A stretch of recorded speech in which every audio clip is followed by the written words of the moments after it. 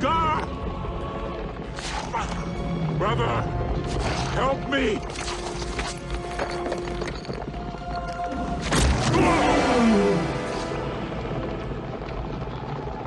Long live the king.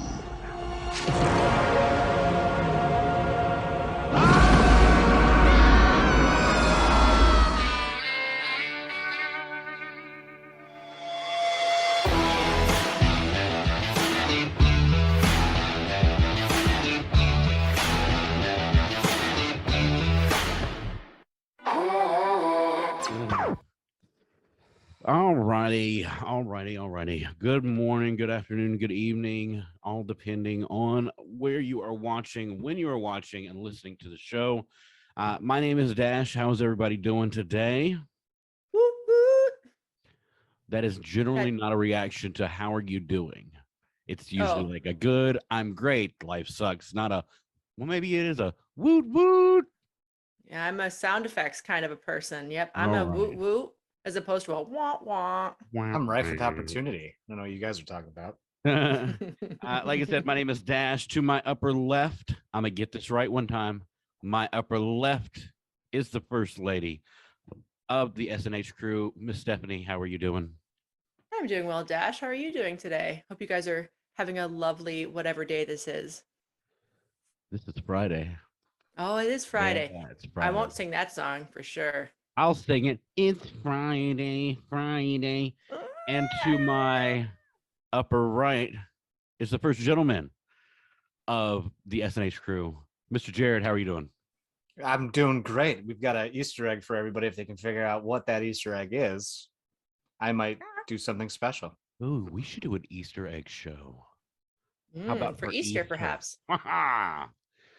Fun fact, and I don't even know where my notebook is. My notebook. It's a notepad. Do you see this? Mm-hmm. Do you see this? Do you know what this is? I see it. Episode ideas. Till June. Wow, that's awesome. I did today's homework and that was it.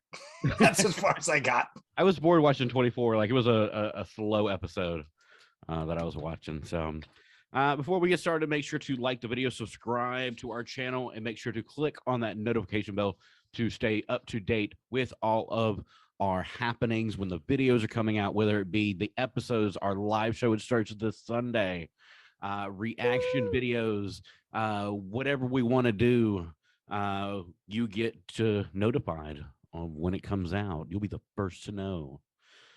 Speaking, you can comment first in the comment section. That's right. It's the most important thing on YouTube. There we go. Don't forget, if you dislike it, you have to write dislike now. So, okay, I heard that they were taking away the dislike button, though. That's the point. You can't dislike it anymore. So you have to write that you dislike it in the comments, and then people have to upvote the dislike comment. I hate that because I like disliking some videos, but I like liking a lot of them. Speaking of brand new content, right now on our channel is not one, but two trailer reaction videos because I suck and I had to work. So I could not be a part of our first reaction video to the, do I even want to say it again? The Spider-Man No Way Home trailer numero dos that came out. I loved it. Did y'all love it? Action-packed. Had a lot of stuff going on in there. A lot of cool reveals of how the characters are going to look. A lot of cool confirmations of some of what we suspect is actually going to be in the movie. Can we talk about the Brazilian trailer, though, too, real quick? The Brazilian trailer? What? Brazilian trailer. So that's where, okay, we had you had messaged about Lizard getting hit, right? Oh, yes. That's where it dropped. It dropped in the Brazilian trailer. I've seen it so many times, and it's just that part is extended a little bit to where, you know, he's getting hit. But I'm sorry, every single time I see it, it looks like the Lizard's like, who's touched my butt? Like the way his neck like looks, that's all I see is who touched my butt. Yeah, it looks like some hidden figure that has perhaps been edited out may have been punching him in the face. Who that figure may be, I don't know. I like how they did the end of it to where, like, you know, somebody's coming in, you know, whether or not it's the people who are already there. It's not somebody, it's they. It's not even a he or she or it. It's a multiple she's or its. Mm-hmm. Oh, I do want to take a exciting. quick minute. It is exciting. It is exciting. I do want to take a quick minute to give a shout out to our 2 newest subscribers, DoomTube and Ursa Hikes. Thank you for watching and subscribing to the channel. We do not have a sponsor yet again. No surprise, because we're still fairly brand new. So I'm going to do this sponsor here. I'm going with Mountain Dew, because if you watch any and every show, I'm always drinking Mountain Dew. I drink a shit ton of this stuff. It's great, and I would love for them to sponsor us. Fish I would love to will get the paid. oh, we will not get the dew. Get the dew. Today's episode. Well, Letterman call back there. Exactly. Window crash. Yes, crash. Today's episode is Disney animated films. Mm-hmm. I'll be honest, I was excited about this. I think my list is kind of vanilla though too. Like in the scheme of things, I think mine is. I don't know. How did y'all shape up? I was surprised the movies that did not make my top 10, and they might surprise other people because they're big Disney movies that, for whatever reason, they just aren't on my top 10 of all time list. Yeah. I didn't know that Disney had made all of those movies, so I found my list being reworked rather feverishly after I read the Wikipedia page of what is actually Disney. So I look at it and I feel like it's like, yeah, you're legit, like that's what it should be. But like, then again, I've noticed that we all have different flavors and different spices. So let's get to it. I'll be honest, after we talked about, kind of revamping and what is considered Disney, because I think we were like, we're going to do Disney Pixar. And then you look at that umbrella that is, they've done so much or had a hand in so much. I only added one after that list. Really? Yeah. So anyways, before we even get to it, we need to talk about Disney Plus days that happened last week or this week. A lot, of course, big Marvel stuff. We talked about that last week. I do want to talk about some of the Disney Plus stuff that's coming out. Some of it's animated, some of it's not, but on the Disney side more so than say the Marvel side. A lot of the stuff I had no idea that was coming out, and I mean some of it I did, and some of it I'm kind of irritated by, and some of it I'm kind of excited. We'll start off with this one. Gabrielle Union and Zach Braff will be starring in a reimagining of Cheaper by the Dozen for Disney Plus. I like Zach Braff. I like Gabrielle Union. Do we need this would be a third reboot, right? Oh, because Cheaper by the Dozen, I think the one with Steve Martin was a reboot of a remake of the other movie. So do we need a third one? It's an IP that Disney owns, therefore they can make content off of it. So I guess sure, why not? They could maybe show like another Modern Family. I don't know. It's hard to replace Steve Martin though. Yeah, I mean you had Smallville dude in that. You had Hilary Duff. Oh yeah. In that one, yeah. So on top of that, this is what I'm excited about. We are getting a sequel to Enchanted called Disenchanted. I do love musicals. And with this, who is it? It was Amy Adams. Amy Adams. James Marsden. Mm-hmm. Yeah. And the original was like, who was the evil queen in the original Enchanted? Was that Susan Sarandon, or am I misremembering? It's been so long. It's a movie I've only seen like once or twice, but it's been so long. I haven't seen it since, it came out. I don't remember. Mm-hmm. What was Enchanted about for those of us who don't do musicals? She played like a Disney princess that came into the real world, sort of a thing. So it's kind of the tropes of the Disney princess kind of being juxtaposed against actual real life, and kind of. I think I may have actually seen that then. My favorite thing is just how much singing is in like Disney movies and stuff, and her coming into the real world and like singing at every little thing, and it's like the way people would look at her, like something is wrong with you. I think one of the things that I'm super super excited about because this is a show that is a big part of my childhood. Was Chippendale's Rescue Rangers is getting a hybrid animated live action movie starring one of my absolute favorite people, which is John Mulaney, and as well as Andy Samberg as Chippendale. How are they doing a hybrid? I think it's going to kind of be like Alvin and the Chipmunks. But from what we don't know too much about it because all we had was the Instagram post with the logo, which is a little different logo, but it still looks good. It's also rumored that Seth Rogen will be a part of this. The only thing I can think of him playing, if he's not just a real person, would be Monterey Jack. Yep. So, and I could see that. I really could. Would it be like Mulaney and why can't I think of his name right now? Because I'm jumping on caffeine. Samberg. They would be real life characters, and they would do like a Planet of the Apes kind of like thing. No. Or did you say Alvin and the Chipmunks? Chippendale. Dude, I'm so caffeinated right now. I apologize. No, so it'll just be a CGI characters and stuff in the real world. Oh, so it'd be like the OG. Okay, I got you. I got you. I know where they're going with that then. Yeah, all right. But they're voicing Chippendale. And like I said, Seth Rogen is rumored right now to be a part of it. Like I said, I think he would be amazing to play Monterey Jack. The voice difference is not that they're not that big between the two. So very, very cool. In other news that I could care less about, and I know viewers and listeners will roast me over the coals for this. We got a couple pictures here for Hocus Pocus 2 that if I am not mistaken has already wrapped. Meh. Yeah. I'm the same way. I didn't really care too much for the first one, and not a Bette Midler thing. It's a Sarah Jessica Parker thing for me. Oh, I love Bette Midler in Gypsy. So I like the first movie. First Hocus Pocus is a fun movie, but it's. Yeah.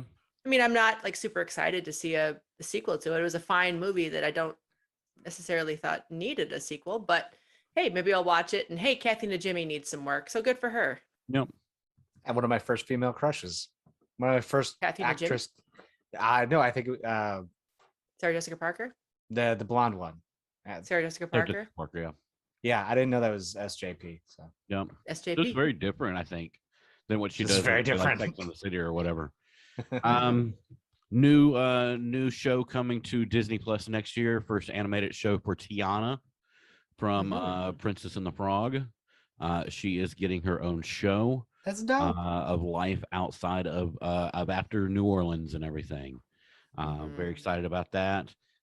We are getting, if I'm not mistaken, a live action version of Pinocchio. With Tom Hanks. With Tom Hanks will probably play Geppetto. Probably. In that, yeah. There were a couple other names attached to it, but I didn't recognize them quickly, Did you guys see Sully, the movie Sully with Tom Hanks? No. Dude, he has a beautiful, he can rock that mustache. Yeah. If they give him the same stash. Yeah, definitely. I'm excited it's by Robert Zemeckis, which that's kind of the fun part of it. True, yeah. His kind of whimsical kind of a nature. I'm interested to see what that's going to do with Pinocchio. Yeah. Also announced we are getting a Baymax show from Big Hero 6, if you ever saw that. The first Marvel animated show from movie from Disney. Zootopia is getting a show, the Spiderwick Chronicles, and the Proud Family is coming back louder and prouder with a new series, all on Disney Plus. Was there any news about Zootopia 2? Or sorry, Steph, go for it. I was just going to say the biggest news story of the whole Disney Plus day hasn't even been mentioned yet, which is I got more, girl. Oh, okay. I'll hold it. I got more. You talked to me about Zootopia 2, Jared. Is Zootopia a big fan or favorite of yours? No. Just saying. I'm curious about Zootopia. Is it like tell me more about it. I thought Zootopia was amazing. A picture was released. That's it. I was just banana sandwich. So that's the thing with Disney Plus days is so much is released and everything. I mean, it's the same way with Marvel. If you saw the Marvel release of Past, Present, and Future, it was literally 14 minutes long. 7 minutes of that was stuff that had already come out with Scarlet Witch and Loki and, you know, Captain America and all that stuff. And then it was 7 minutes of all of the projects, which was like 6 to 8 projects within 7 minutes. So we only got like less than a minute of each thing. So Sucks. with Disney, for Disney on my part, a lot of the stuff was released. They they released pictures and everything. Yeah, not too much information yet, but it will be a TV series for Zootopia on Disney Plus. Other things that were announced that were in the works: Indiana Jones 5. We got a couple of pictures from that. No details whatsoever. Can't believe that's a Disney property. Yep. Sorry, the Haunted Mansion is being rebooted again. Oh no, Yeah. Just let it die. Wait for it. It's being rebooted with Tiffany Haddish.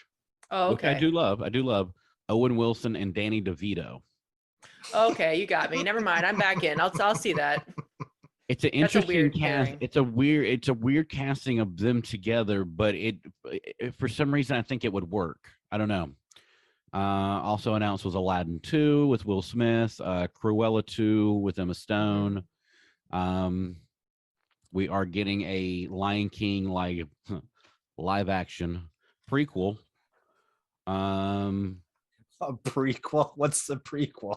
Well, I think this is going to be more young along the lines Mufasa of Mufasa and Scar, their relationship.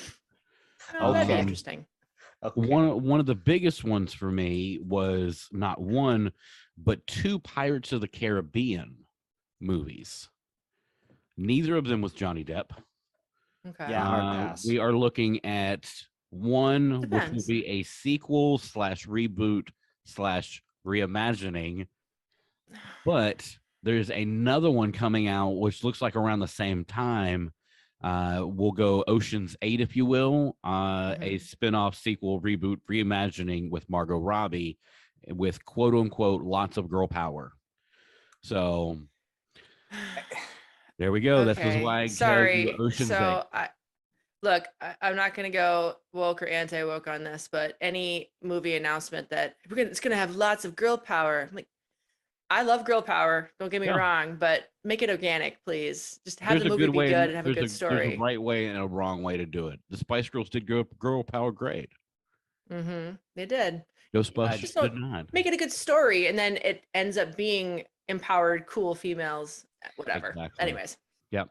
I'm with you 100%, Stephanie. If you can organically make it a bad bitch film, great. All the more power to you. But like, if you just like, hey, it's kind of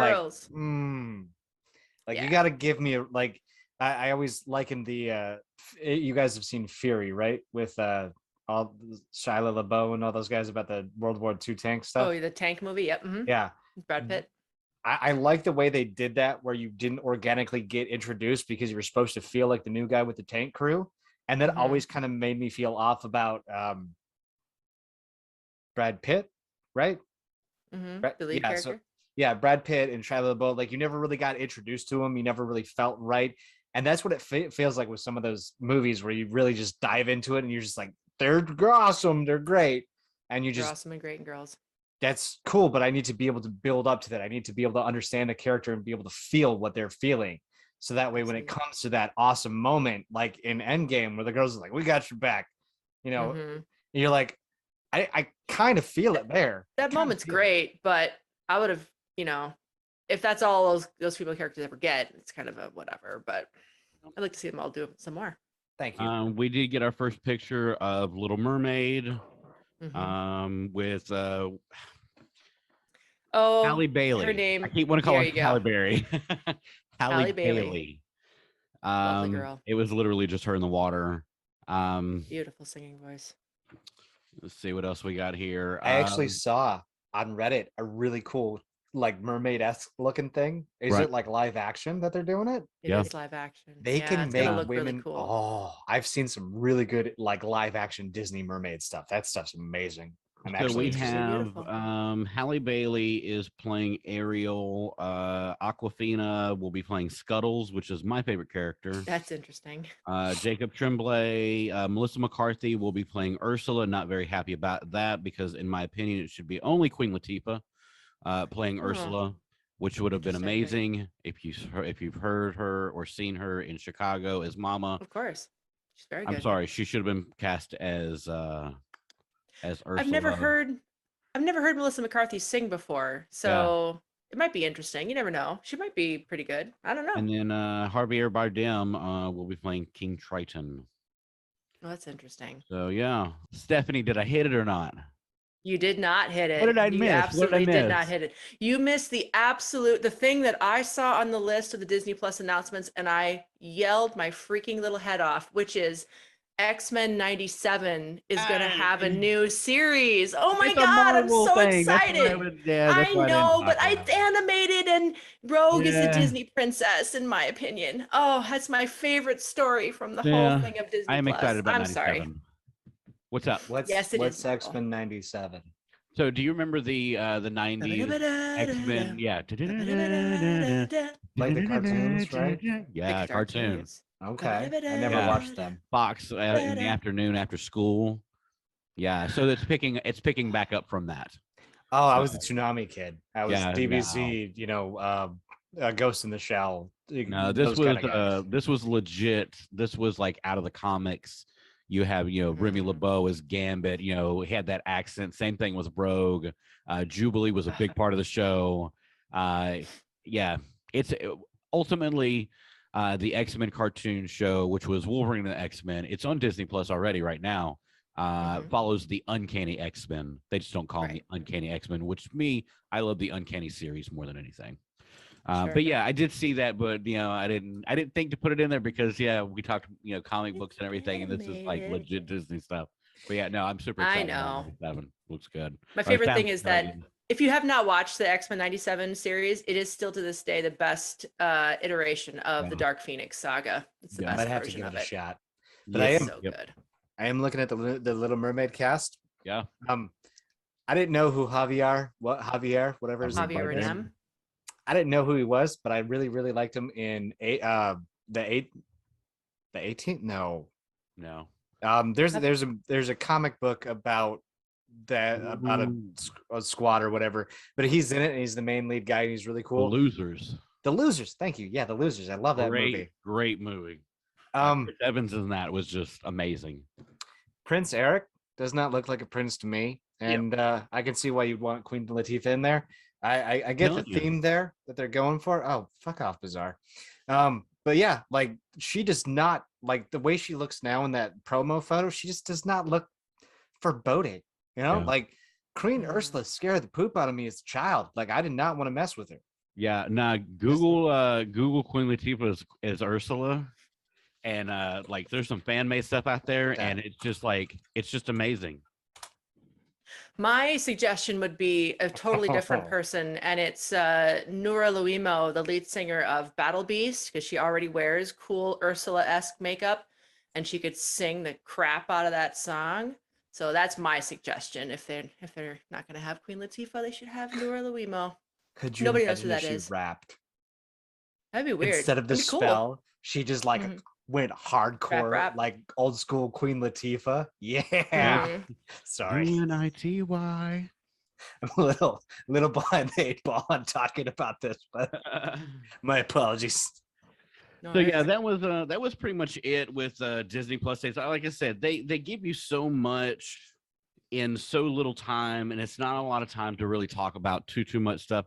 It's mainly a lot of stuff that's getting announced, stuff that they're bringing to Disney Plus for us to watch now.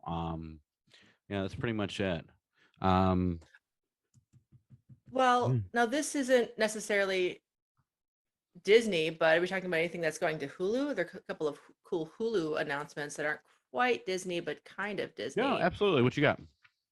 Well, the one, it's not really, again, not Disney, but the other item I'm kind of excited for is Prey, which is the Predator prequel. We're going to prequels and reboots. That's going to be really interesting because it takes place in the Comanche Nation about 300 years before the Predator ever comes to Earth in the movies that we've seen.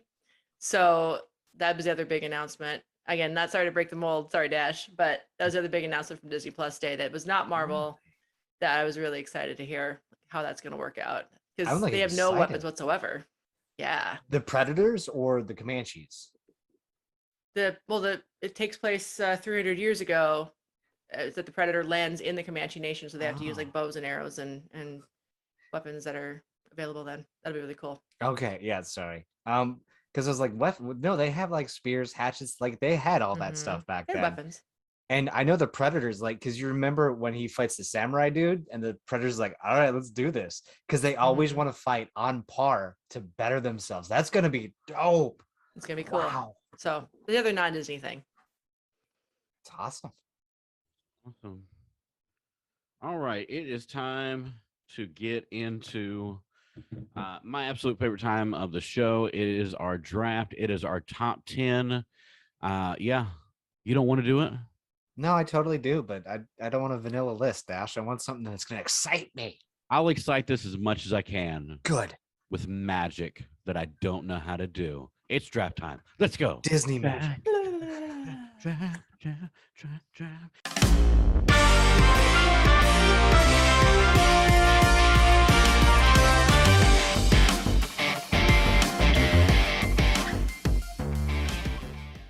Miss Stephanie, you are going to lead us off. What is your number 10 top Disney animated movie?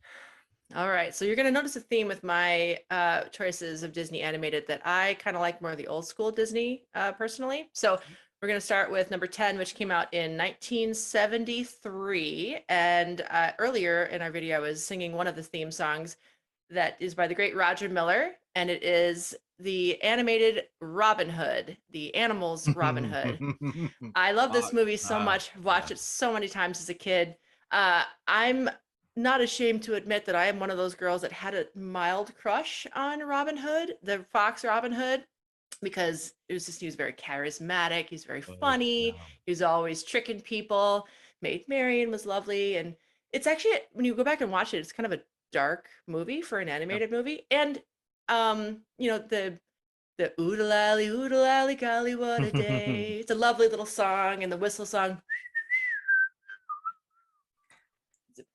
Yep, that's from You Robin were whistling Hood. that earlier. I love that whistle. I was whistling that earlier. Absolutely. It's one of those, like, if you just, mucking around the house, start singing that song. I love, the archery contest in the middle is so fun. The way that they reuse a lot of the same cells from like the Jungle Book. Right. We'll talk about in a sec, but I love the action of the movie. It's such a fun little movie. I watched it a lot as a kid. So number 10 is Robin Hood. Awesome. Jared, what is your number 10, sir? This one's actually really short and sweet because like I had a problem finding my number 10. It's Planes. I just think it's beautiful because like Cars came out in 2006 and then Cars 2 was in 2011, and then 2 years later they're like, hey, we could knock it out of the park with Planes, guys. I thought it was hilarious that they're just like, what can we do better than Cars? I have an idea. Planes. You promoted Johnson. I never saw Planes. I didn't either at all. I remember hearing about it, us. but yeah, no, I never saw it. I never did. I mean, we never said we had to watch it. I've never seen Planes either. I thought it was just hilarious. Because I was scrolling. You picked a movie you haven't seen? Yeah. And that's in your top 10? Yeah, because it's hilarious. In my top 10 is a movie I haven't seen. I just think it's hilarious because they're like, dudes, guys, Cars is a hit. It's great. People love Cars. What should we do?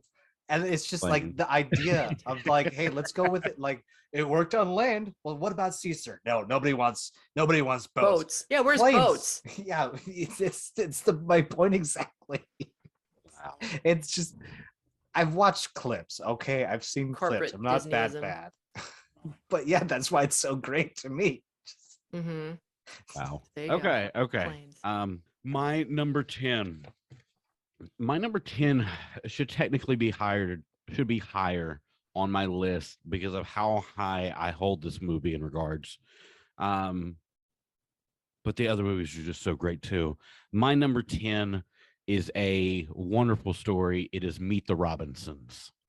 Oh, great movie. I love the Foster family and that whole idea, and then time travel and the bowler hat guy. If you've seen the movie, it's just a great all-around story, and I love going back to like the drawn animation and just the connection to Disney itself. at a time to where everything was kind of going really digital, to kind of Yeah. step back and go, this is where we came from, and let's give respect to where it all started. So Absolutely. that's my number 10 is Meet the Robinsons. It's a great choice. Yeah. All right, Stephanie, your number 9. All right, number 9. I just mentioned it in my prior movie, but we're going back again to the old school Disney animation, 1967's The Jungle Book. Okay. It's one of those movies, again, all these movies that are my top 10 are ones that I watched when I was very young and then watched 1,000 times over, and still can watch it to this day and feel like, oh, this is still a great movie. The Jungle Book is great. The live action, I hate calling it live action because it's all digital, right? But the newer one was interesting, but the original just has great songs, Bare Necessities, You Ooh Ooh, I Wanna Be Like You Ooh Ooh, Bop a Doobie Doo Bop. It's just a fun scat. Louis Prima playing the orangutan, and Baloo the bear, and Shere Khan, and Kaa the snake, and of course Bagheera, the protector of Mowgli. Kind of it's not as dark as the original Jungle Book, which is a lot of these Disney movies are not. They're a Disneyfied version of the story, but the Rudyard Kipling story in itself is about conservation. There's a little bit of that in Disney movie, with Mowgli being a man cub and the idea of the humans encroaching into the jungle and all that sort of stuff.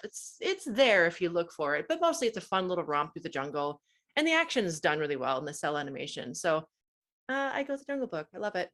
Awesome. My absolute favorite singer of all time is a British singer named Robbie Williams. Yep. He had a couple American hits, but he does a duet with Ollie Murs. Oh yeah, I Want to Be on the Like new You, one. and they did it on Graham Norton, and it's just so much. It's such a fun song. It really It's a great is. fun song. Jared, what is your number 9, sir? Thank you guys for bringing back lots of childhood memories on the first 3 picks there. You're welcome. Number 9 is actually Ratatouille. The reason why I love it is just Remy the Rat. I love Patton Oswalt. He is one of my favorite all-time top comedians. I also like it for the subtle nods that they kind of go throughout it. Like, and I mean, you remember how rats are always considered the dirtiest animals. They bring the plague. Mhm. They're actually like super Very clean clean. animals. Yeah.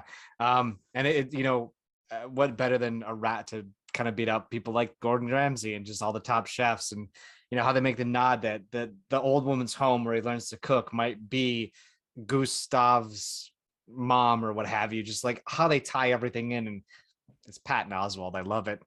I love everything Movie about makes it. me very hungry. Never seen Ratatouille. You're Oh. a danger to society. No. Really good. It's really really There's good. a lot of I went through this list with my mom, and I was just like, she's like, but what about this? Have you seen this movie? I was like, nah, I haven't seen that movie. Have you seen this? Nah, I haven't seen that either. And there's a lot of big movies that I haven't seen that I don't know. My number 4 on the list is a movie I wanted nothing to do. I didn't want to see it at all. And it And not only is it my number 4 Disney animated movie, it's probably in my top 15.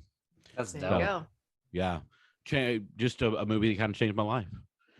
You're up, Dash. My number 9.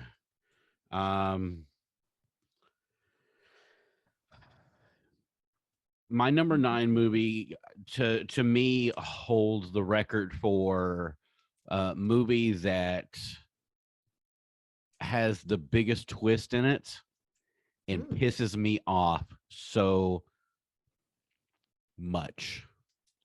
Okay. And that movie is Frozen. Oh. Okay. How can you have such a great song and then turn right around and do that? I'm sorry. Like, just from the song, Let It Go. we finished each other's sandwiches. To me, that's the best song in Frozen. And then he turns out to be a bad guy. And it's just like, are you serious? Like, I was rooting for you. And it's just, I love Frozen though. I love the story of the Ice Princess. It's a great, Scandinavian folklore and everything. I don't know if it's a Han Not, Kristen Anderson, but it yeah, might be. I didn't see the sequel, and I was hoping that they were going to.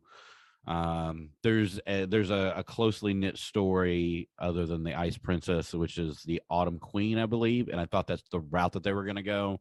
But I heard they went into a different direction. But I was like, oh, would be kind of cool. But they never went. Anyway. I've been impaled.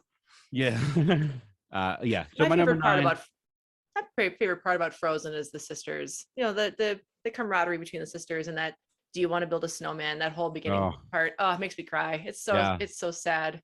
It's a great. Disney does a good job of really grabbing your attention. And it's usually, unfortunately, by somebody's death. Yeah. But with this movie, that song right in the beginning, it just kind of pulls you into, like you said, the camaraderie and the relationship between the two sisters is yeah. All right, Stephanie, your number 8. All right, my number 8. So again, with the theme of the old school Disney animation, I am going with 1963's The Sword in the Stone. Great movie. Another great movie that I watched quite a bit as a kid. The idea of the King Arthur myth, kind of Disneyfied. It's not, it's nothing like other iterations of the King Arthur myth, obviously, but it's fun. Archimedes the owl was I had a stuffed Archimedes at one point. The wizard duel between Merlin and Mad Mim is really fun. They're turning into different animals against each other and seeing who can win the wizard's fight. Merlin turning a wart into a squirrel and a fish and a sparrow and teaching him about nature through doing that. There's another theme about George Bruns is the guy who did the soundtrack for both Robin Hood, Sword in the Stone, and another movie we'll talk about. And there's something about the way he uses music with the animation on top of it, kind of a balletic sort of a way that the animation is matched to the music that I really love. And Sword in the Stone is a great example of that. So there you go, Sword in the Stone. I saw a comic strip once about a wizard who was a pigeon sitting next to another pigeon. And he's like, forget this, I'm done being a pigeon. And he transforms out of a pigeon. And another wizard comes up and the pigeon's still on the ground. He's like, what have you been doing? He's like, I thought you've been ignoring me for a week. Because they thought they both transformed into a pigeon, but he was just talking to a normal pigeon. Yeah. I didn't like really, Sword in the Stone. Yeah, it's kind of dumb, but like every time I think of Sword in the Stone, I think of that wizard fight. I just think of that silly little comic, and it always makes me giggle. Nice. All right, Jared, you're number 8. I alluded to it earlier, but Zootopia. The reason why I love Zootopia is it's star-studded. I mean, oh God, Jason Bateman, he's the fox, right? Yeah, see, I know names. I can get names when I look things up. But Jason Bateman, just everybody feels like they are in their place for who they're supposed to be. Like it's almost just like, who can we get as this squirrel? And you're like, oh well, what about Stephanie from Shorts and Hoodies? And everyone's like, yeah, she would fit great. And then like you just play a perfect part. That to me just screams casting brilliance. And I mean, just everything about it, from the culture war and the clash of the predators versus the prey, and then Breaking Bad reference, and just all the little nuances throughout everything that they played, these subtle little hints to everything. It's a nice homage to reality and going, well, what if? So yeah, awesome choice. Zootopia. Let's see Zootopia. I've seen parts of it, not the whole thing. I have to see the whole thing, because we're like giving lists to each other of watch stuff. Jared, you've listed 3 movies, one of which you haven't even seen. That doesn't matter. Seen all 3 of those that you named yet. Good. Let's keep it up. Keep it up. So Stephanie, I don't know how your list is going to go, but I can admire that it's the same artistry for your first 3 movies already, and it's that artistry, that the way it was drawn, that those were like the classic golden years for that kind of animation. I won't say golden, because I mean technically Snow White, Cinderella, that artistry would be golden. So that would be good silver age for the drawing style of it, which I absolutely love. All right, heading into my number 8. My number 8 is my absolute favorite story. It's been done many times. It's been done with parts of ABC. Tim Burton has done it, but to me, the greatest iteration of this was done by Disney, and that was Alice in Wonderland. It is my absolute favorite story of all time. Very close behind that would be Jekyll and Hyde, but Alice in Wonderland is my absolute favorite story. This goes back to that. Do what? Which iteration? The Golden Age. Oh, the Golden. I missed yeah, that the cartoon. Part. Yeah. And it's something to be said about the way that the Cheshire Cat was drawn, the flamingos being used as croquet mallets. You know, Tim Burton did a great job with it. I loved how he just let his mind go. But yeah, it's the original cartoon version at least, and I even love the original live action movie that they did for TV. Was great. I remember seeing that growing up, and it was just beautiful, especially with technology not being what it was for TV and movies, that they were able to make it look like. I think they did it for BBC. But it was I think it was American Alice. So yeah, that is my number 8. Stephanie, take us on to your number 7. All right, we're staying in the Silver Age, we're calling it, of Disney, and this is the only one on here that is going to be a live action / animation crossover, which is 1964's The Great Dame Julie Andrews with Mary Poppins. I mean, it's a classic movie. It's such a wonderful movie. Dick Van Dyke as a one-man band, that whole fun, supercalifragilisticexpialidocious. I can't even say it because of my stutter, but the songs like Feed the Birds, Toppins a bag. So just a lovely, beautiful song. Julie Andrews is a treasure. She's a national treasure. It's a shame that she can't really sing anymore.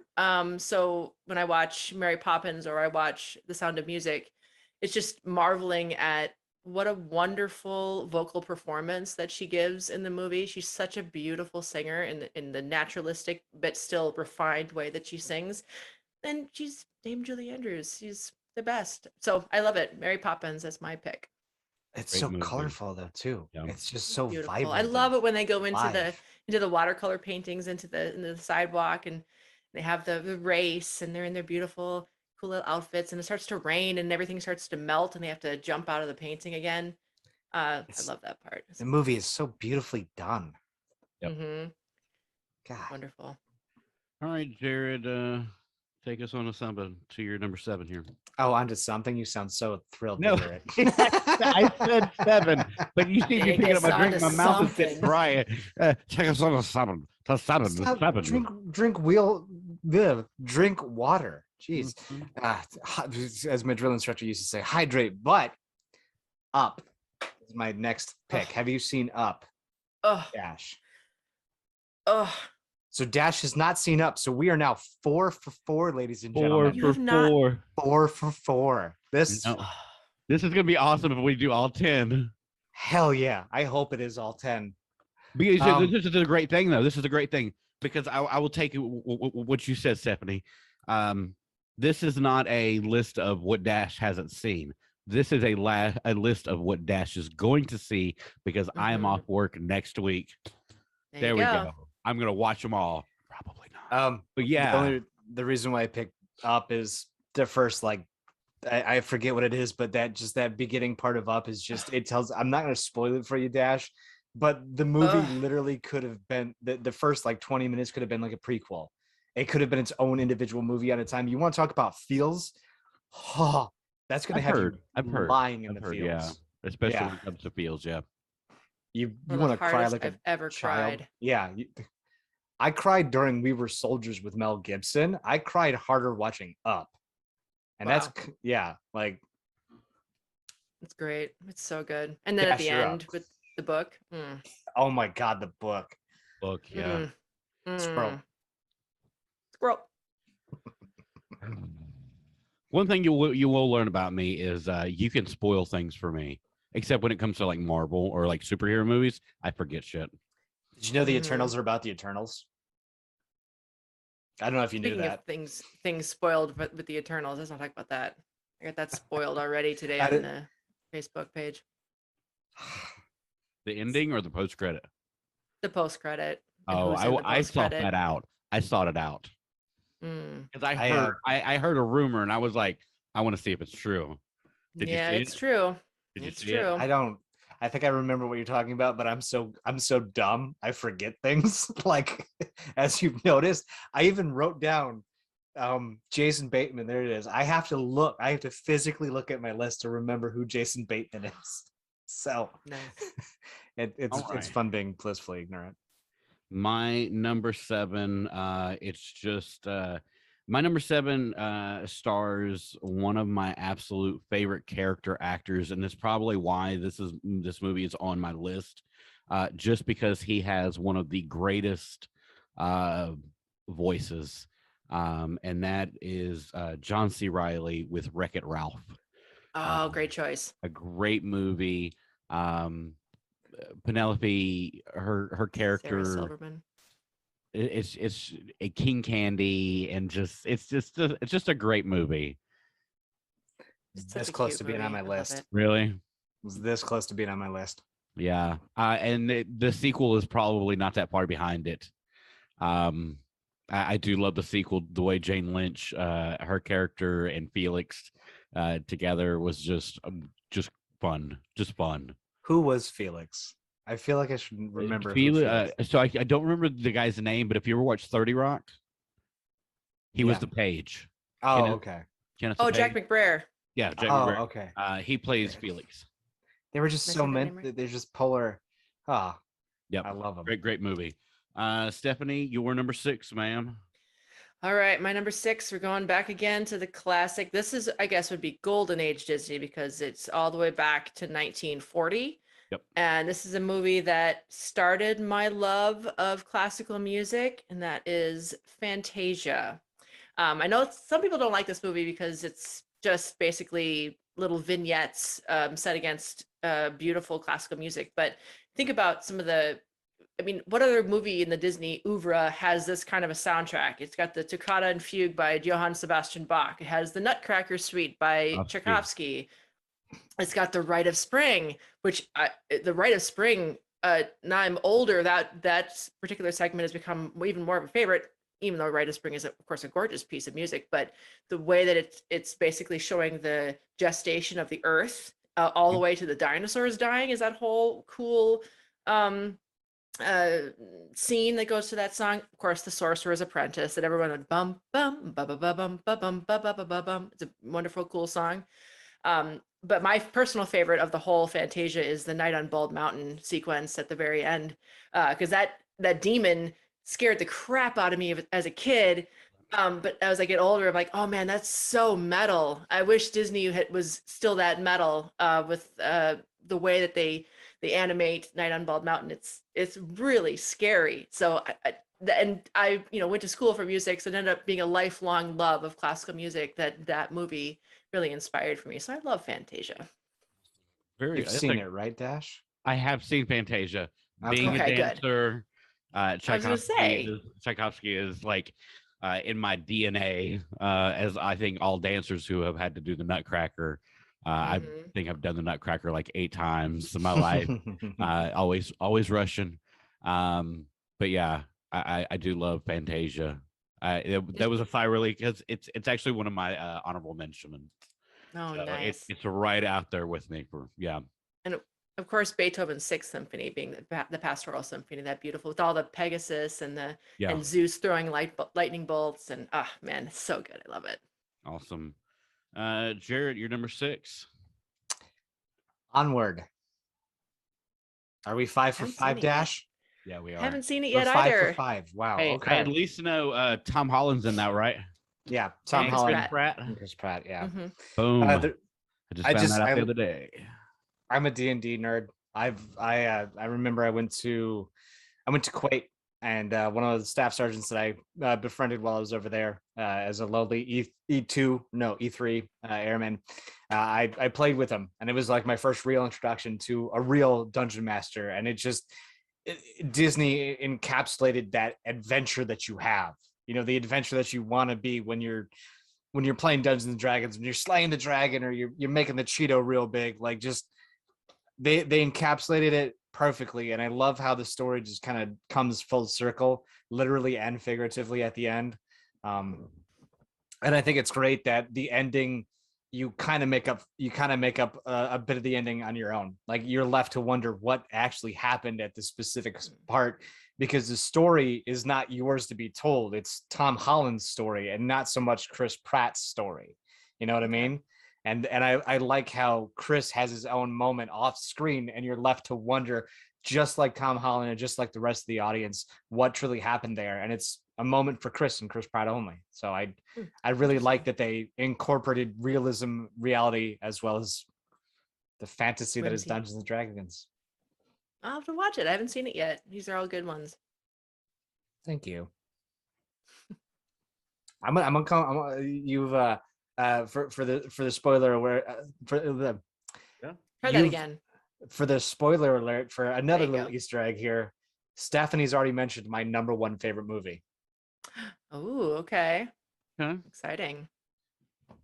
We haven't had any crossovers yet. That's what's fun. I like that when we don't have crossovers. Then we get 30 new movies people can watch. There we go. Too bad there's going to be a crossover. Oh, okay. All right. That's fine. My number 6.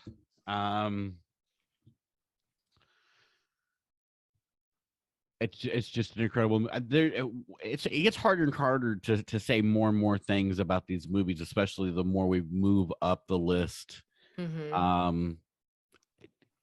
I'm an 80s and 90s kid. Mm-hmm. I love that I can kind of represent both generations, 80s with the music and the movies, and to say, kind of the nostalgic time of when I really got into music for the 90s. But TV for the 90s was great, and you had one of the best shows on TV, which was Home Improvement. It leads me on to my number 6, Toy Story.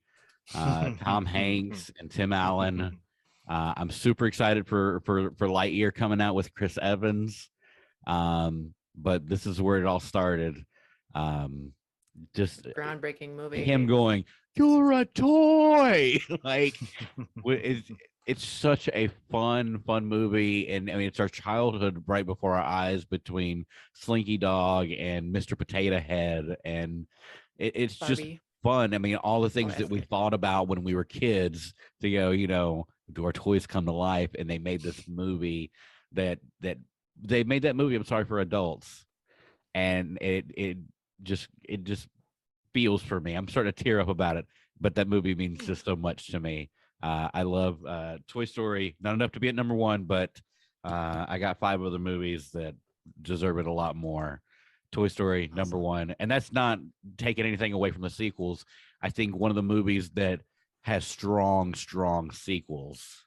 You could argue Toy Story 1, 2, and 3 is in the top 5 trilogies of all time. Absolutely, you could argue that 100%. Easily. Yeah, well, it will no longer be a trilogy. Yeah, it'll be a franchise after this next one. But can we really count Lightyear as the sequel? No. But a Toy Story 4. Oh, with Forky.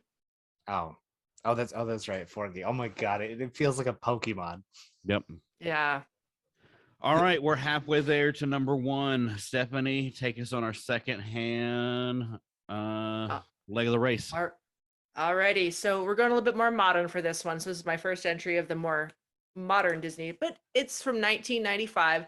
This probably won't be one that will be high on a lot of people's lists because it's based on a quote unquote true life event, but it kind of doesn't do the original story very much justice, but the music and the animation is really what sold it for me. And that's 1995's Pocahontas.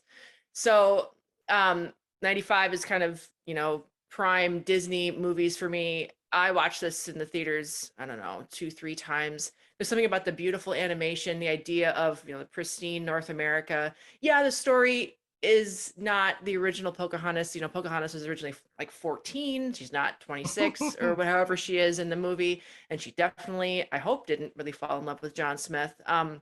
But I mean, beautiful songs like the Colors of the Wind, Just Around the River Bend. It's those are the songs that in my school, everybody got the books of the Disney songs, and I played piano, and I was a voice student. So I learned how to play Just Around the River Bend and Just Around the River Bend. It's like a perfect, Disney belting song. And Colors of the Wind is a beautiful song with beautiful lyrics that has a more declamatory style that I really like. Judy Kuhn is the one that sings for Pocahontas in the movie, and she's a great Broadway star. So Christian Bale is in it, which is kind of fun because he was, the Newsies. He was a musical theater guy. And then Mel Gibson plays John Smith, which in the benefit of hindsight is kind of appropriate a little bit, but yeah. A little bit. The other fun thing about Pocahontas is that it's probably not the person who should have been voicing Powhatan, the chief of the tribe, but it's Jim Cummings is the person that sings for Powhatan, and Jim Cummings is the voice of Winnie the Pooh and Tigger. So it's kind of hard for me to watch the movie now, and I'm like, hey, that's Darkwing Duck / Winnie the Pooh singing for this character. It's kind of weird, but I do love Pocahontas. Just the music. Oh, bother, is the Spaniards are here. Oh, brother. I will say that I had to do a little bit of research for the on Pocahontas. Let's just say that there's a lot that Disney kind of they kind of did their own thing. I mean, she did go back to England, but she did go back to England and never came home, unfortunately. She was more of a sideshow in England than anything. Yeah, and I think she married the big burly dude for some dumb reason. I don't know. Like there was. They got real liberal with the love story. I'll just say that. They did. Yeah, that's kind of Disney's, you can knock on Disney. Same thing happens with Mary Poppins. The original story of Mary Poppins is a much darker tale than the Disneyfied version. And if you see Saving Mr. Banks, that's kind of the purpose of that movie, is kind of showing how that story became Mary Poppins. But yeah, the story of Pocahontas is not what it is in the movie. And that's a knock on it. But the animation in the movie, the way that everything looks, the tree, the willow tree that is her ancestors, the way that the spirits kind of flow through the trees, I think it's still a beautiful movie. And I just watched it with my husband and made him watch it not that long ago, and he liked it too. So it's got crossover appeal for the dudes. Yeah. My first, I never saw the movie in theaters. A movie I have seen it eventually. There we go. But yeah, dance competition. I was Mr. Dance one year. I was Mr. Dance for 3 years. But the first time I was Mr. Dance, my Miss Dance, Cameron, it was the first time I'd ever met her, and she did a dance to Colors of the Wind and made me fall in love with the style of dance of lyrical. And yeah, the rest was history. It was all because of that song and her dance, and her talent is just amazing. But yeah. All right, Jared, are we going for 6 now? Yeah, I remember. Well, no, this will be number 5. But his number 5 pick. Oh, I see. Sorry, we'll go 6 for 6. Okay, go for it, Jared. There was because you were talking about dark, and I remember that when I was deployed, I got a book about like the Grimm fairy tales. It was told by an Arabian princess to an Arab prince, who was like, if you tell me stories for like 100 nights or something crazy like that, you won't have to be in my harem. And it's like really good because it's all these Grimm fairy tales where you hear the real tale of like Pocahontas, the real tale of whatever. So I can't ever re-find it. But anyways, number 5, Princess Mononoke. Have you seen it? Technically Disney now. Never even heard of it. Okay. Princess Mononoke is one of the Studio Ghibli movies. How do you pronounce it for us? Oh, Princess Mononoke, I thought is how you pronounce it, but I don't know if that's right. Could be wrong. I feel really dumb because I like it for like 3 reasons. Reason number 3 is the wolf girl. I think she's just dope as hell. Number 2, the demons and the creatures. The creatures are just these fantastical beasts. And then I had watched Bad Santa like a week or 2 before I watched this movie, and Billy Bob Thornton is in Princess Mononoke for like a brief little moment. He's this short little chubby fat dude on these huge stilts, and he is just hilarious for the 30 seconds he's in the film. I love it. I had no idea. Wow. I know what you're talking about now. I know what you're just looked it up. You know what I'm talking about. You still haven't seen it. No, I haven't seen it. We are 6 for 6, ladies and gentlemen. Yeah. But yeah, I remember that Billy Bob Thornton was in it, and then just just everything about it, like the food animation, just everything is dope. I can't. So beautiful. The whole movie the style of animation is just unlike anything you've ever seen before. So I don't have much else to say, Stephanie. I know you probably love these movies. No, yeah. I love all those Studio Ghibli movies. They're just so beautiful. I call them Ghibli because I'm dumb. Is it Ghibli? Could be Ghibli. I don't know. I have no idea. I thought it was Ghibli.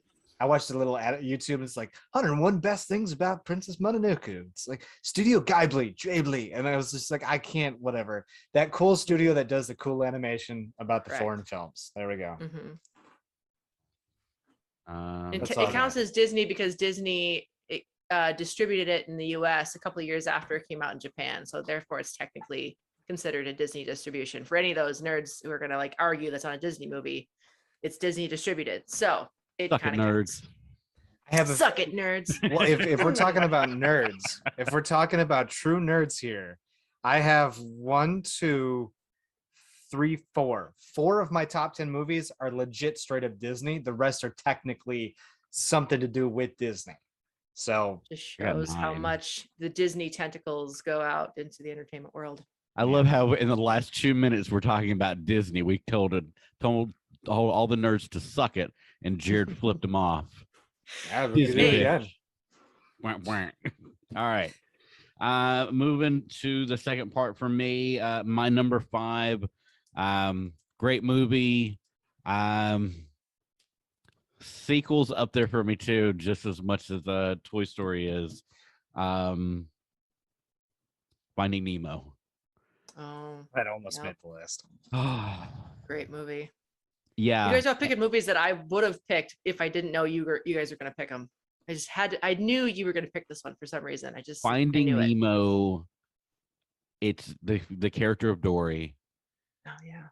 It is the seagulls. Mine. It is more than anything the dentist office scene with the girl. Oh God. I went to the dentist like the week before I saw that movie, and that's all I could think of. Or sorry, the week after I saw that movie. That's all I could think of was that scene. The biggest reason though, he touched the butt. I went to Petco about 3 days ago because I wanted to get some snacks and I wanted to hit on the cute Petco girl. But I saw a kid shaking a beta bowl. And I was like, hey, you ever watch Finding Nemo? She's like, yeah.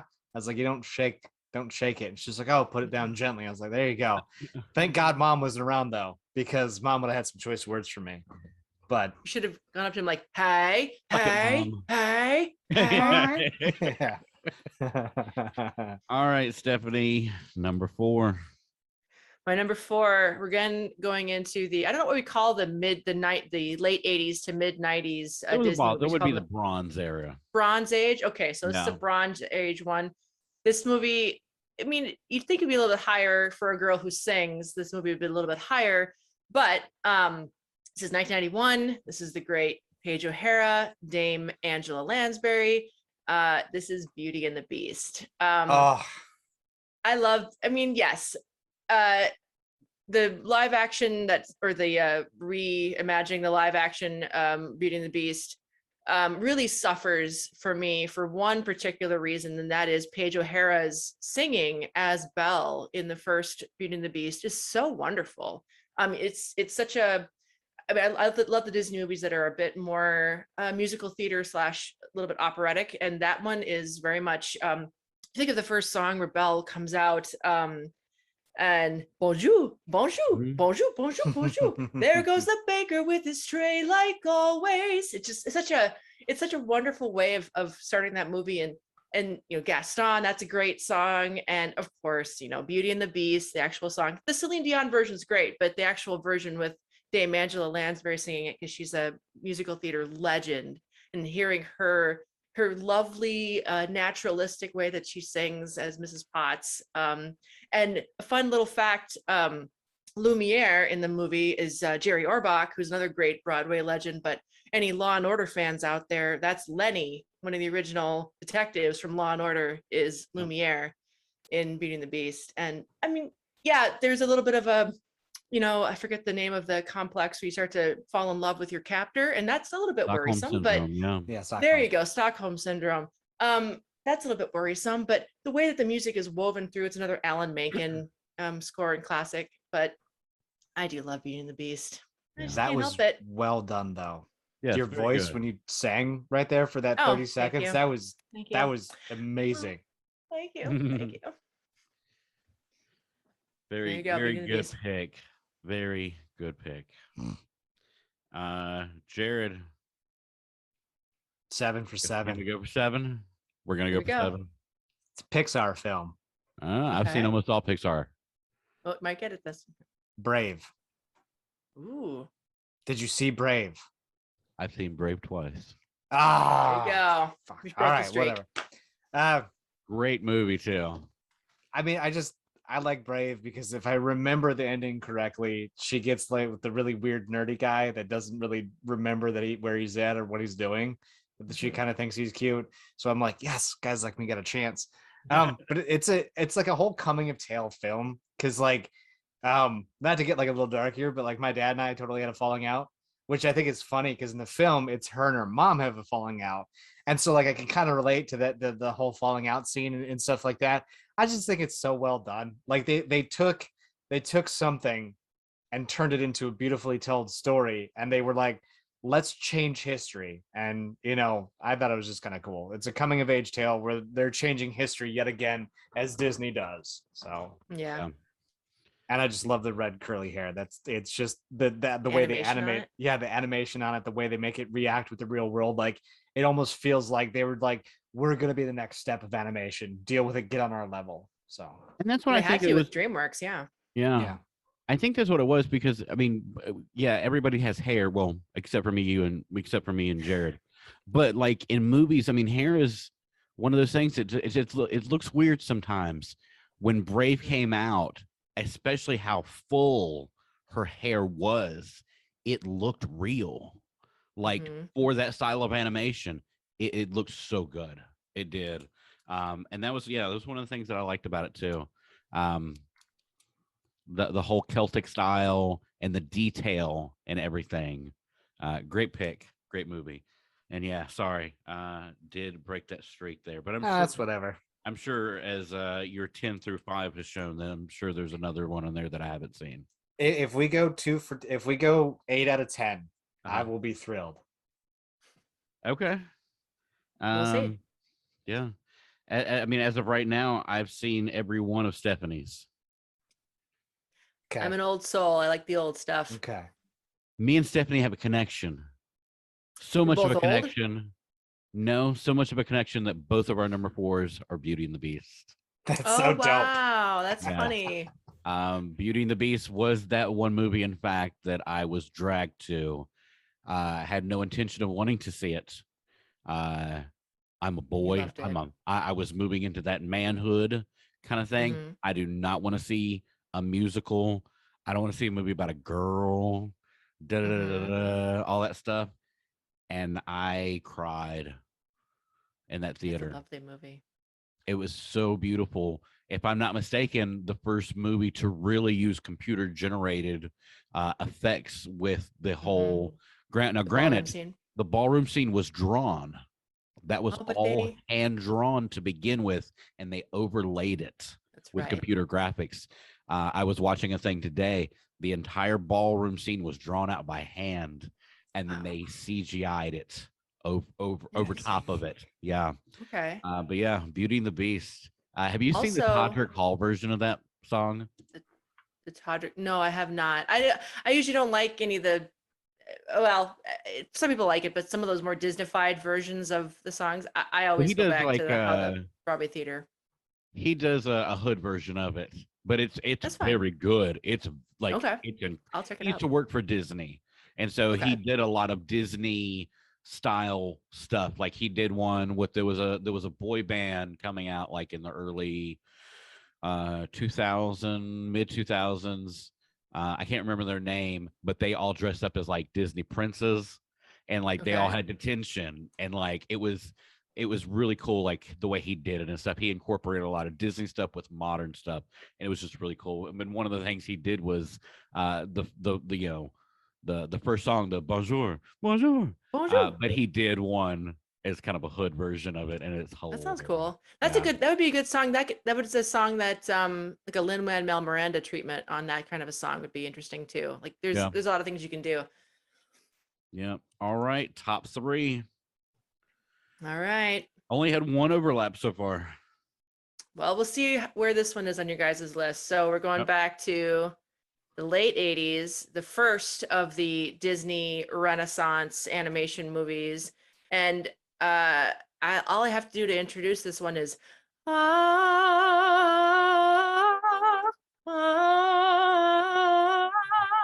and it's The Little Mermaid. I love. Did you not recognize the movie from that, Jared? No. Oh, you must not have been a girl who grew up in the 90s. I was a girl who grew up in the 90s, apparently, because I make that reference of at least once a month. Oh, like to where, lovely. So when I was a kid, this is a very funny story. So I grew up on a lake, #lake life. And the scene at the end of Part of Your World, where she's on the rock and then part of your world. We would drive the pontoon around the lake, and I would do that scene on one of the pontoon sides as we're driving through. I would sing that song and pull myself up on the rock as I'm belting my little heart out. The music in that movie, like you talked about earlier, the live action version of Little Mermaid and how that's going to be. This is going to be one that's going to be very difficult if they try to do what they did with the Beauty and the Beast live action, the Lion King live action remake, where they're doing these songs, but they're not having singers, like real singers. Obviously, the girl that they picked for Ariel is a real singer, but these are one of these movies where like the singing is such an important part of the movie to me. And Jodie Benson as Ariel, look at this stuff, isn't it neat? Wouldn't you think my collection's complete? It's these lovely little songs that just kind of feel naturalistic and just like their sing speech sort of a thing. And it's lovely to look at as well. You know, King Triton and Under the Sea is such a fun song. And another fun little fact that the chef that does Le Poisson, he tries to kill Sebastian. You know who that actor is? That is Odo from Deep Space Nine, from Star Trek Deep Space Nine, Rene Auberjonois. So that's always a little fun fact of, hey, that's Odo trying to kill Sebastian. That's funny. Did that scene give you as much anxiety as it gave me? Just about watching knives and fish? Well, just like he's singing and he's just like trying to kill Sebastian, and Sebastian's just trying, like he's doing his damnedest to get away, and you're just like, oh God, oh God, oh God. It's such a good movie. That's that battle scene at the end where they finally take out Ursula and he shoves the ship right through her belly. That's another very metal Disney scene. It's awesome. Disney was so gangster back in the day. So gangster.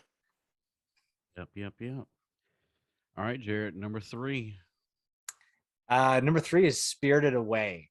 Another studio insert how you pronounce Ghibli. The one that got me, because this is the first time I've seen a Studio Ghibli film. This was my introduction to it. That scene where they just cook the food, that's what really stoked my fire. Nonetheless, especially when he was cooking the bacon with the eggs, and he cracked the eggs and then he threw the eggs into the fire, and then the fire actually ate it like a person.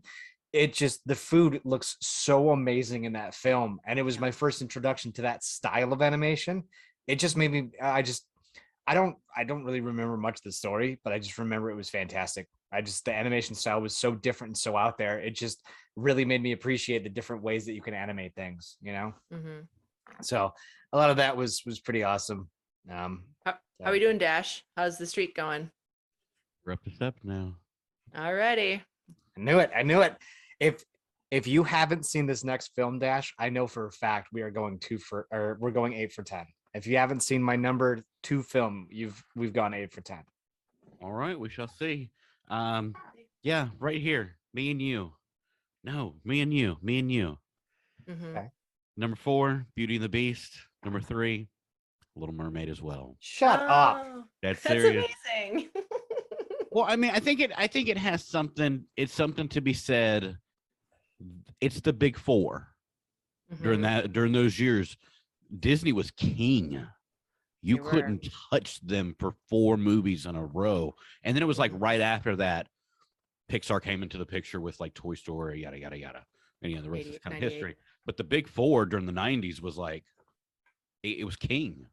Mm-hmm. But yeah, Little Mermaid for me, it was the just like Beauty and the Beast. Which came first? Little Mermaid is the first one, and then Beauty and the Beast was 91. So 89 is Little Mermaid, 91 is Beauty and the Beast. Then it would have been, and see, I don't remember seeing Little Mermaid in theaters. I would have seen it on one of them big old bulky VHS cases. But they came in. But it was one of those movies that the music, like you said, is such an integral part of the story, but it becomes another character in the movie. The music is beautiful. It's a near perfect movie for me. It is very near perfect. I like how I'm the odd man out on this one. Yeah, That's okay. I think it's great. No, I think now I see why you guys wanted to have me on as part of the crew. Like, you guys are like in sync and a lot of stuff, and I'm just out here like, yeah, I thought this was great. Billy Bob Thornton was dope in that movie. I don't know much else about it, but Billy Bob Thornton was in it. More of a schmo take. Yeah, that's fine. I'm good for that.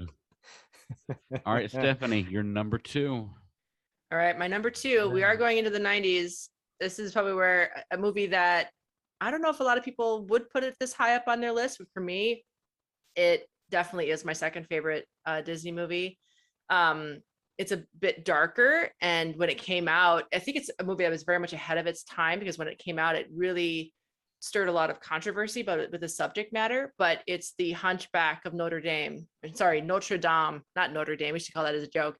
Yeah. Rudy was the Hunchback of Notre Dame. Sorry, dumb joke. But The Hunchback of Notre Dame, I mean, it's Demi Moore as the lead. It's got Kevin Kline as Phoebus. One of my favorite voice actors of all time, if you're a player of the Soul Reaver franchise, Jared. I don't know if you ever played Soul Reaver back in the day. Played it a few times. So the voice of the god of death, the big squid thing, Tony Jay plays Judge Claude Frollo. And it's got, talk about openings that really hook you in. The character of Clopin, who's this jester, this gypsy jester, he sings this 4 frightened gypsies went out in the night underneath the steps of Notre Dame. And it's a movie that at the time that it came out, a lot of religious groups protested against it because they saw it as a condemnation of Catholicism, which I don't think it is that at all, because in the movie, there's the character of the actual priest that saves Quasimodo when Frollo wants to throw him in the well. He's the actual priest, and Frollo is somebody who's using religion as a weapon to persecute others. And it's really a condemnation of Frollo as his character. There's a great line in that opening scene that Judge Claude Frollo wanted to purge the world of dark and sin, and he saw corruption everywhere except within. And it's a story of him letting this religious calling that he has, I guess, to purge the world of things that he sees as evil, what that does to other people. Out There is a great song. There's another song, God Bless the Outcasts, which is a beautiful song. The animation of the Notre Dame Cathedral is really beautiful. The Paris of that time, the festival, the Feast of Fools, all that animation. And then at the end, talk about metal Disney movies, the end where they're belching fire out the Notre Dame Cathedral at the soldiers to keep them from coming in and violating sanctuary is such a totally metal moment. So yeah, my second favorite movie is definitely The Hunchback of Notre Dame. You you just have this memory that just like it's insane. Well, something about wow. The music just sticks in my mind. Like, and again, in that movie, there's the whole scene where Frollo is going against the temptation that Esmeralda gives him, that if she won't take me, then she'll burn. Choose me or your pyre is the line that he says. And it's, for a Disney movie, it was so dark. I couldn't believe what they were doing it. And now that I'm older, there's still some, Disneyfication in there. There's some fun songs, whatever, with the gargoyles singing to him. But the story is incredibly dark and incredibly adult. And I think it's kind of one of those stories that gave Disney a bit more confidence to be a little bit more adult with some of their Pixar movies. So I think it was a good progression for them. I feel like you have the same memory that I do of the movies that I find amazing. You can almost replay those specific parts. What about you, Dash? Yes. You have the where you can replay the yeah. Well, I mean, I have certain movies. I mean, especially Beauty and the Beast I've seen so many times, and it's one of those things that you find a connection, and you find that way to make the movie personable to you. And I think I don't know, Hunchback I've only seen it one time. I so urge everyone to watch it again with older eyes. It's definitely a more adult movie that maybe the kids wouldn't like as much, but there's some just beautiful singing. Tom Hulce is another Broadway singer who plays Quasimodo, and his tenor is so beautiful in certain parts of the movie. It's wonderful. I love it. All right, sir. Your number 2 pick, Jared. I'm going to Australia for this one. Definitely haven't seen it. Ooh. No. The Rescuers Down Under? Yes, I love this movie. Have you never seen that one? I have seen The Rescuers Down Under. Biscuits and gravy. All right. No. All right, with 3 whatever. But yeah, the Rescuers Down Under, like that scene where Cody's riding on the frickin' Gold Eagle, that is just insane. Like, how is that not a dream of every kid out there? John Candy is Wilbur the albatross. Like, come on, that's right. The Aussie mouse Bernard, Bernard is the original rescuer. Bernard is the original. He gets like, because I think this is the second one or whatever. But I think it's funny because the Aussie mouse is like talking to Miss Bianca, and Bernard totally thinks the Aussie's guy's hitting on her, and Miss Bianca's falling for the Aussie guy. And at the end, she's like, "No, I love you, Bernard." And I was like, "That's so dope." But I don't know, just the best part that got me though is Joanna the Goanna. I don't know why she was so terrifying, but scary. She was like just sheer terror. I don't know. I don't know why. She lizard animation. Yeah, it was just her movements were so violent. They were so vulgar, if I could use a word like that. But it was great. I loved it. The sound design and the Foley for her is what does it. That sound of her, it's really creepy. I loved it. I loved it though. One of the things that's kind of carried over is I forget if they put the clickety clack of her nails in there. And what's really adorable is that my parrots, because they're in my bedroom because I don't have any other place to put them when I work on the phones. I can hear them sometimes clickety clack on the metal cage or on their little food dish, and it's so adorable just to wake up and just hear. It's so adorable to hear the little clickety clacks. In case anybody else misheard that word originally, he said parrots, not his parents. My parents don't live in my bedroom. Your parents are not locked in a cage. Your parrots. I can't tell you how many people think I'm like, oh yeah, I live with my parents. And they're like, your parents? Yeah, I live with my parents too. No. My feathered friends. I live with my feathered friends. There you go. Oh, and for those of you who are ever wondering, sun conures are absolutely beautiful individuals, but they hit like 100 decibels, so beware. Oh yeah. They're loud. Yeah, I don't need an alarm clock. I get up at 7 a.m. every day. With the birds. Regardless of whether or not I want to. Just quickly, you got to mention, if you're going to mention the rescuers, you have to mention who plays Bernard and Miss Bianca, which is Bob Newhart, the legend Bob Newhart. and the great Zsa Zsa Gabor. Two wonderful. I love both the Rescuers and Rescuers Down. Such a great. Those almost made my list. I love those movies a lot. I remember seeing the black and white photos as I was kind of looking it up here, because I don't go in as much detail as you do, Stephanie. But like, I loved just like well, I like you're like 1995. I was like, I could do that, and I wrote it down for one of them, and I said, "Fuck it."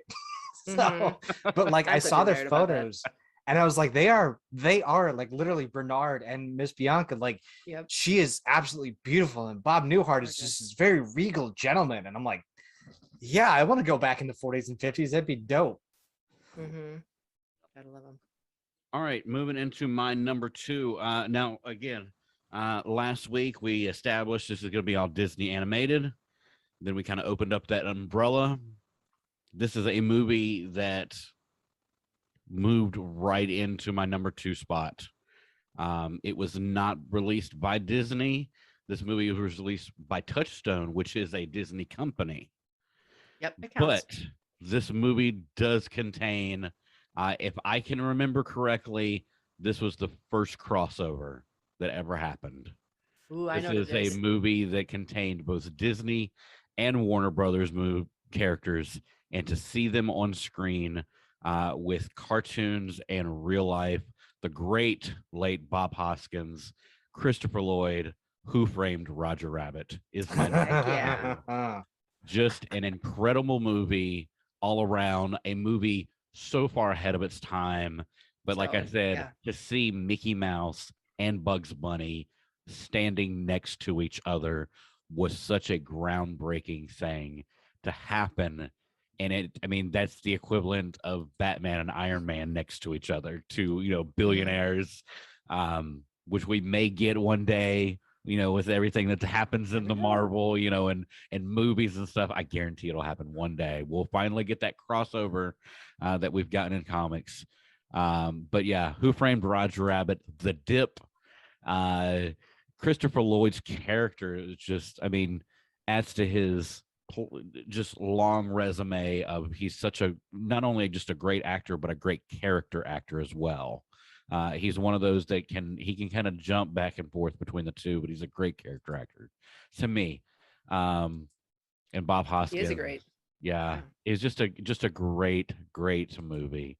As somebody who, when I was 8 years old, the first thing that I remember, this is me 8 years old drawing Disney cartoons and selling them on my front lawn for 50 cents a picture. Aw, that's cute. But it was directly influenced by movies and Disney and Warner Brothers stuff, but a lot of it's because of Who Framed Roger Rabbit. My number 2 pick. Solid choice, man. Solid choice. Jessica Rabbit. Can we talk about that? Hello. We can. Yeah. No, we don't need to. Hello. Yeah. Even for me. That's even for me. I had a difference. Yeah. All right. No? You're not a big fan of Jessica? I was a big fan of her, but she was too She's just sultry. She was just too exactly. sultry. It was I don't know. Not my cup of tea. I have a theory that the way that The Mask turned out was intended to be kind of a playoff of the dynamics from Who Framed Roger Rabbit, and Cameron Diaz's role is kind of the Jessica Rabbit role. So I don't for it. Yeah. Got the stems. Yeah. All right. Before we get into our number 1, of course, do you have any honorable mentions that go into this for you? Well, Jared, you go first. My honorable mentions was going to be Planes, but I thought it would be cool. I thought it'd be cool just to be like, yeah, I've never seen this movie, but it's on my top 10. So I thought I'd slide that in there. No honorable mentions then? No, sir. All right. Well, then I'll take your honorable mentions because I got 5. Because this really was such a difficult list for me to narrow down because I love Disney movies so much. But so we'll go with the one I haven't mentioned yet, which is one of my favorite movies of all time, which is Aladdin. So that's definitely an honorable mention for me. It was hard for me not to put that in my list because I do love Aladdin a lot. But Robin Williams, may he forever rest in peace. Thank you, sir. I had The Rescuers. The first one is an honorable mention for me. I love that. I love that movie. So one's a more recent one, which is Coco from 2017. That movie wrecked the crap out of me at the end when he sings "Remember Me" at the end. Woof, that really wrecked me. Hercules from 1987. I love that movie. I love the gospel choir behind. The Sounds of Blackness is the name of that group that sings all those musics in the back, all that music in the back. And then this doesn't really count for me because it wasn't Disney at the time that it came out, but it's Disney now. And it's The Nightmare Before Christmas is another honorable mention for me.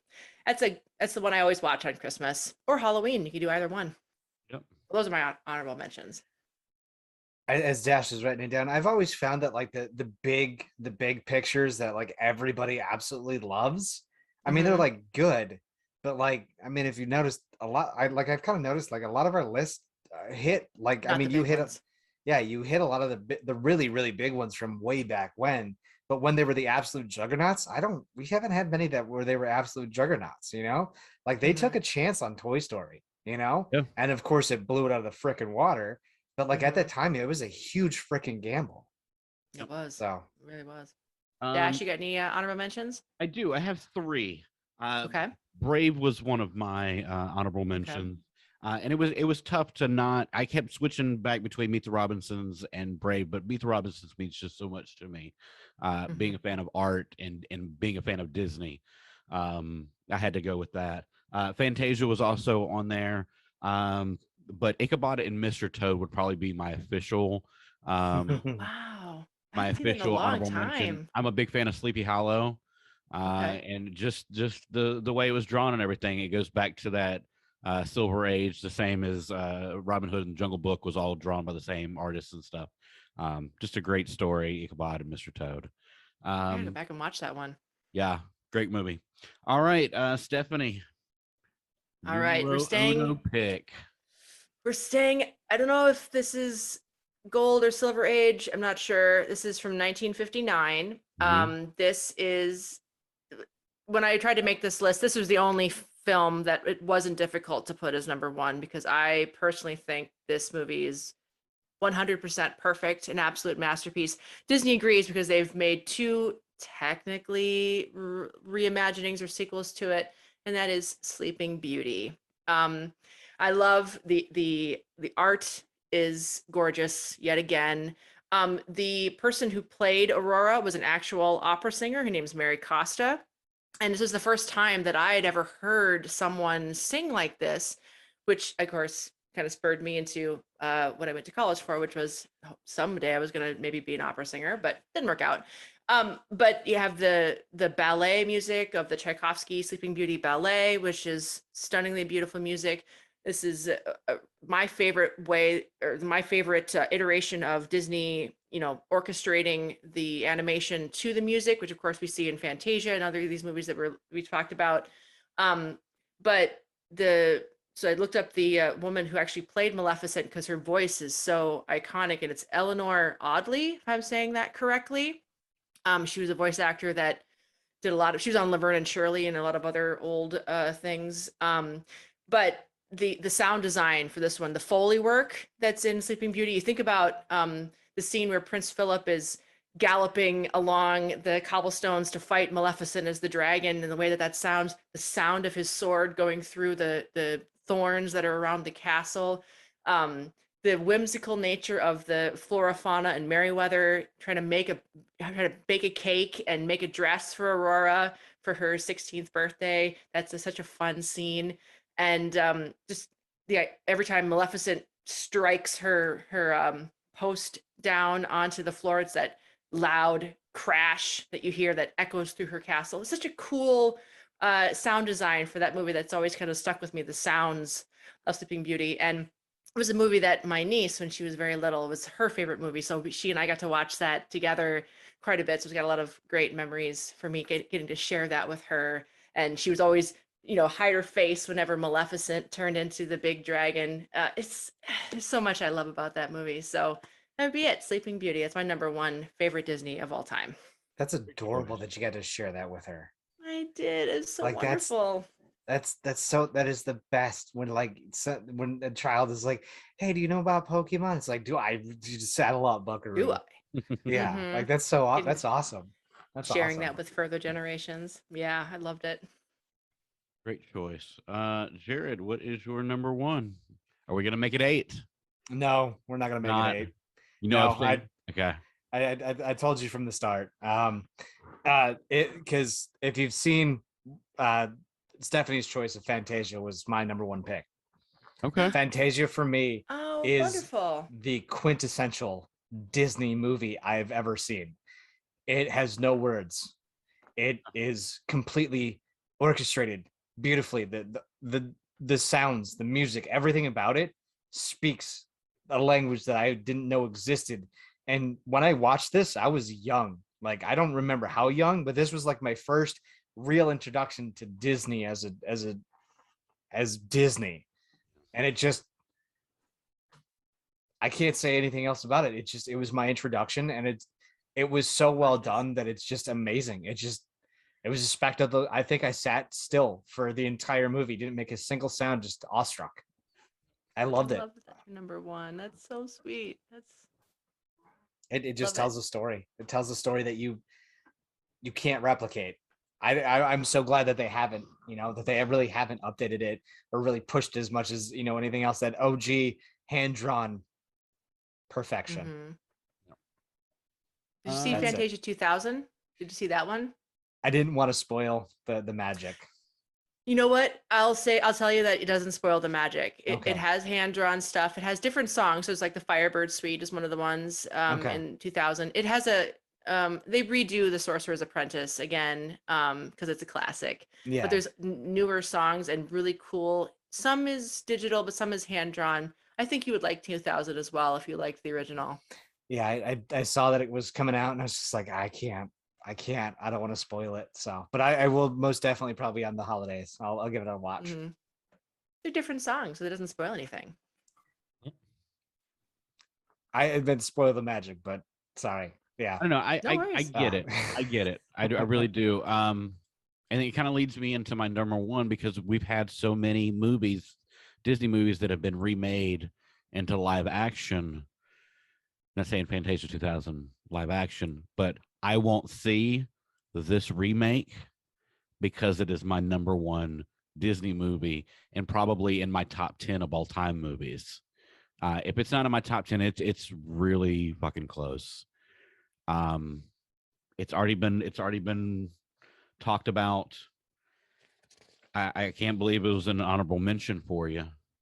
Wow. It hurt me when you said honorable mention.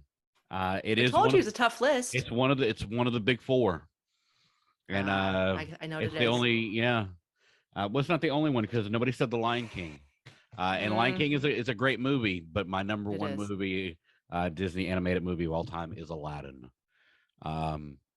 It is the music for me. It's the story. It's the music more than anything. It is a perfect movie in my opinion. Of the music, Robin Williams is just amazing. I'm a huge Tom Cruise fan. That is Aladdin. So, Tom Cruise voiced Aladdin? No. He was drawn. That's Aladdin. That's Tom Cruise's face. Is Aladdin. Oh, really? I was like, wait, really? What? Yep. That's dope. That is who Aladdin was modeled after, was Tom Cruise. The music is perfect. Robin Williams, Gilbert Gottfried is Iago, Jafar, the tiger, just everything about all of the it's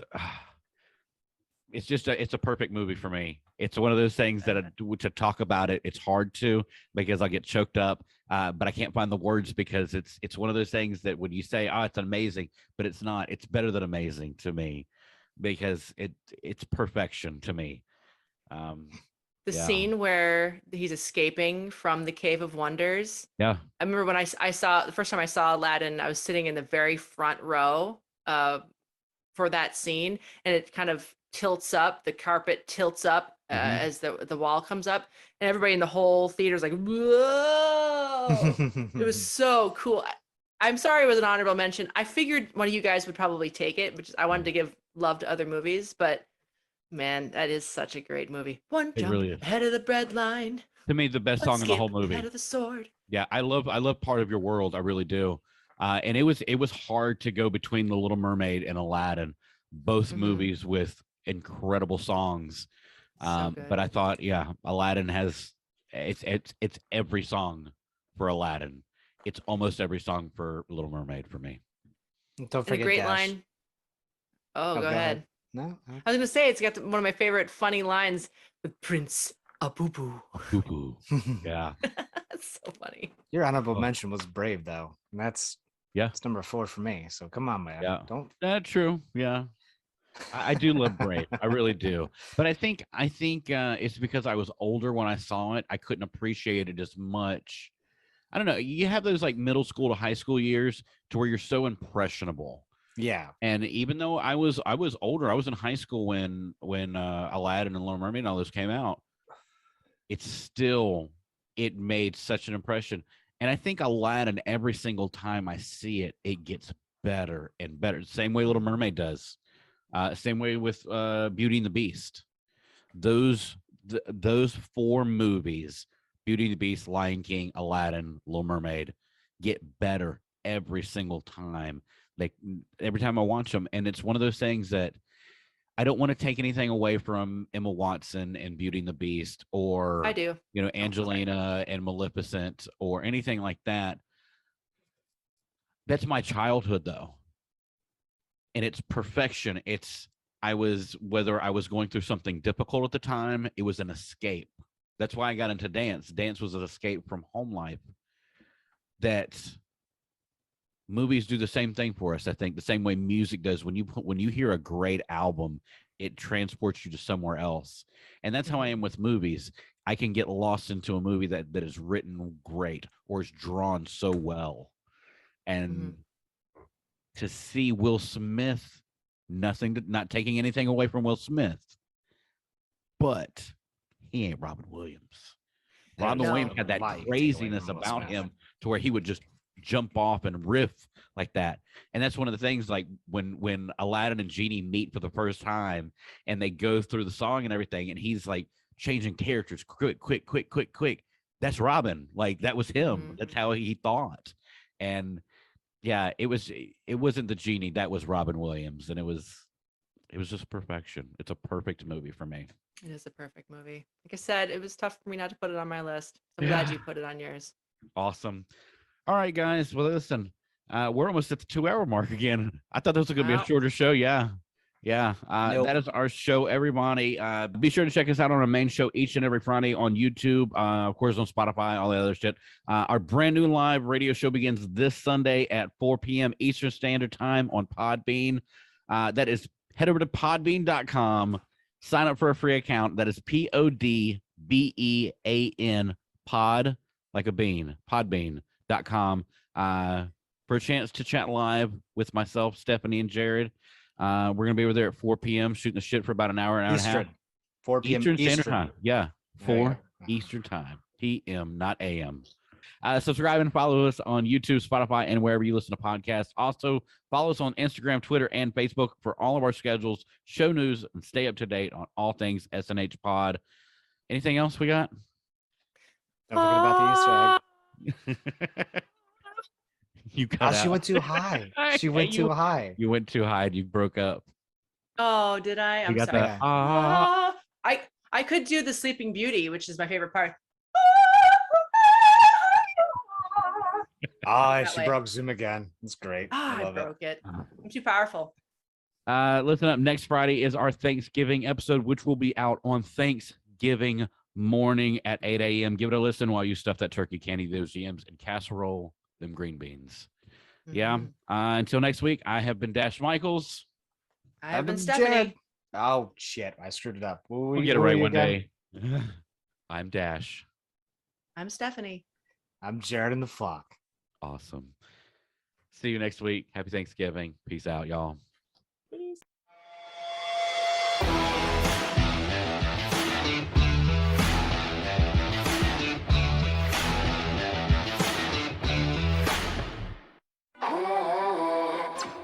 Cut the check.